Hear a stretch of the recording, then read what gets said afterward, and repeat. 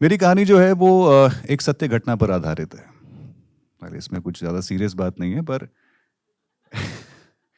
जैसा आम तौर पर होता है ना कि हम कहानियाँ बुनते हैं, हम किरदार बनाते हैं, उनका संघर्ष, उनकी दुविधाएँ, उनके सवालों से उसे सजाते हैं और फिर ले जाते हैं उन्हें खुशियों की ओर, उम्मीदों की ओर। ऐसा एक वाक़या मेरे साथ हुआ, उससे आज मैं आप लोगों को रूबरू करूँगा और उससे जन्मी एक कविता के माध्यम से उस कहानी में थोड़े से रंग भरूँगा। तो चलिए चलते हैं आज से कोई 19 साल पहले। हम सब अपने-अपने करियर की शुरुआत कर रहे थे, साल था 2004। रोज़ दोस्तों से मिलते थे और क्या-क्या नया काम किया ये बातें साझा करते थे। वो उम्र भी ऐसी ही थी मतलब कोई ख़ास दिक्कतें थी नहीं हमें। सैलरी कम थी, मगर जितनी थी बाइक में पेट्रोल भरवाने के लिए, दोस्तों के साथ घूमने और खाना खाने के लिए और थोड़ा बहुत पैसा घर पर देने के लिए काफ़ी थी। ज़्यादा पैसे बच तो नहीं पाते थे पर न जाने कैसे जो थोड़े बहुत शौक थे, वो ज़रूर पूरे हो जाते थे। फिर अचानक एक ही दिन मेरे 2 करीबी दोस्तों का मुझे फ़ोन आया। दोनों ने एक ही बात कही, "यार मैंने अपनी जॉब से रिज़ाइन कर दिया।" मेरी तरफ से ज़ाहिर-सा एक ही सवाल था, "अरे वाह! अब कहाँ जॉइन करने वाले हो? क्या करने वाले हो?" दोनों ने एक ही जवाब दिया, "कहीं नहीं, कोई प्लान नहीं है। बस इतना पता है कि जो कर रहे हैं वो नहीं करना।" मुझे समझ नहीं आया क्या कहूँ? बस इतना ही कह पाया कि it's okay, we will figure it out, कुछ ना कुछ हो जाएगा, इट्स ओके। लेकिन कुछ ना कुछ हो जाएगा कैसे? ये पता नहीं था। खैर, रात को ऑफिस से फ्री होकर घर के लिए निकला। बाइक पर उस आधे घंटे के सफर में कुछ कुछ सोचता रहा, कुछ बातें जहन में घूमती रहीं। यार, अभी कल तक तो ये लोग बिल्कुल ठीक थे, काम को लेकर कुछ बताया भी नहीं, अचानक ऐसा कैसे हो गया? फिर इन ख्यालों ने कविता की शक्ल ली और घर पहुंचते ही फटाफट पेन और पेपर उठाकर कुछ लिखना शुरू किया। अब इस कविता की पहली पंक्तियां आपको ये बताती हैं कि क्या हो, क्या हो अगर हम जो हो रहा है उसे ही चुनौती दे दें, अपने अंदर इतना संबल ले आएं कि बदल दें सब कुछ। तो गौर फरमाइए, कविता की पहली लाइन है कि संध्या से कह दो कि आए रात्रि के पश्चात वो। संध्या से कह दो कि आए रात्रि के पश्चात वो, पृथ्वी से कह दो कि स्थिर हो जाए, रात्रि हो न पाए। संध्या से कह दो कि आए रात्रि के पश्चात वो, पृथ्वी से कह दो कि स्थिर हो जाए, रात्रि हो न पाए।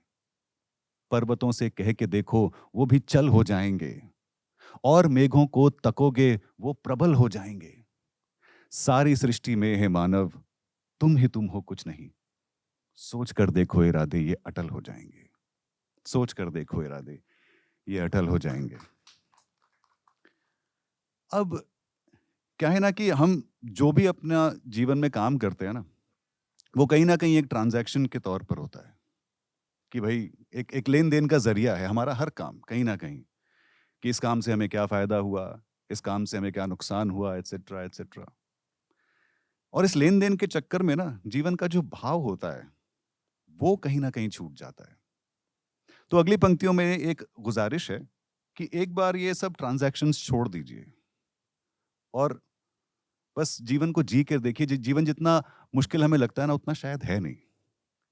तो अगली पंक्तियां हैं कि क्या है खोया और क्या पाया, काहे को नापे बही। बही मतलब बही खाते। क्या है खोया और क्या पाया, काहे को नापे बही। क्या ये कम है जो किया अब तक किया है वो सही। क्या है खोया और क्या पाया, काहे को नापे बही। क्या ये कम है जो किया अब तक किया है वो सही। और अगर संकोच है तो झांक लो भीतर भी तुम। और अगर संकोच है तो झांक लो भीतर भी तुम। जान लोगे खोने लायक था तो कुछ पाया नहीं। आज अब तक हो न पाए कार्य कल हो जाएंगे। सोच कर देखो इरादे ये अटल हो जाएंगे। अब ये ख्याल और इससे जन्मी इस नई नई उधेड़ बुन, ये जो उधेड़ बुन जन्मी वो कई दिनों तक चलती रही। क्या ही कर रहे हैं हम, क्यों कर रहे हैं, जब ये पता ही नहीं कि क्या करना है और कैसे करना है, और ये जो लोग कह रहे हैं ना कि बस ये कर लो सुखी रहोगे, वो कर लो सेट रहोगे, जीवन एकदम बिल्कुल सेट हो जाएगा, ये जितने भी लोग ये सब बातें कह रहे हैं, मुझे वो लोग सुखी क्यों नहीं दिख रहे हैं? जब उन्हें पता है कि ये सब करने से सुख मिलता है, तो मुझे वो लोग सुखी क्यों नहीं दिख रहे हैं? अब 20-22 साल की उम्र में ये सब चीज़ें ना बड़ी क्रांतिकारी उठती रहती हैं दिमाग में। खैर, तो आगे की पंक्तियों में इसी उधेड़-बुन की कुछ झलकियाँ हैं। कैसा जीवन है कि जीने के लिए मरते हैं सब। कैसा जीवन है कि जीने के लिए मरते हैं सब। मौत से लेकिन सदा ही बेवजह डरते हैं सब। कैसा जीवन है कि जीने के लिए मरते हैं सब, मौत से लेकिन सदा ही बेवजह डरते हैं सब। सुख के लोभी लालसा में ही दुखी रहते सदा। सुख के लोभी लालसा में ही दुखी रहते सदा। धर्म का और सुख का मित्रों आज दम भरते हैं सब। शांत सागर की ही भांति सब सबल हो जाएंगे। सोच कर देखो इरादे ये अटल हो जाएंगे। सोच कर देखो इरादे ये अटल हो जाएंगे। अब इस कहानी में थोड़ा सा विराम आता है, इंटरवल आता है। कुछ हफ्ते बीत जाते हैं, मन थोड़ा उचट सा रहा होता है, परेशान था कि अब बहुत सारे सवाल खड़े हो गए हैं, लेकिन जवाब नहीं सूझ रहा। और जब तक जवाब नहीं सूझेगा तब तक ना ये कविता पूरी होगी ना ये कहानी। इत्तेफाक से उस एक दिन उन्हीं में से एक दोस्त का मुझे फोन आया। उसने पूछा, कल फ्री है? मैंने कहा हाँ। उन दिनों पता नहीं कैसे दोस्तों के लिए बहुत टाइम होता था हमारे पास। तो उसने कहा कि चल फिर गुड़गांव मेरे साथ, एक इंटरव्यू देना है मुझे। हमने कहा ठीक है। अगली सुबह हम दोनों गाजियाबाद से गुड़गांव के लिए निकले। बिल्डिंग के एड्रेस पे पहुंचकर उसने कहा कि तू आधा घंटा वेट कर, मैं इंटरव्यू देकर आता हूँ। तुमने कहा ठीक है। तो ग्राउंड फ्लोर पे एक कैफेटेरिया था, वहाँ बैठ गए। उस समय ना स्मार्टफोन हुआ करते थे, ना देखने के लिए रील्स हुआ करती थी। अब टाइम पास कैसे हो? खैर, वहाँ कैफेटेरिया में बैठे बैठे बाकी लोगों को देखने लगे, उन्हें ऑब्जर्व करने लगे। फिर अचानक कुछ हुआ और मैं हड़बड़ाहट में अपनी जेब में पेन ढूंढने लगा। जब पेन नहीं मिला तो बगल की टेबल पे खड़े एक सज्जन से कहा कि please can I borrow your pen for a moment. उसने कहा ठीक है। अब लिखने के लिए कुछ था नहीं तो टेबल से टिश्यू पेपर उठाकर उस पर कुछ लिखना शुरू किया।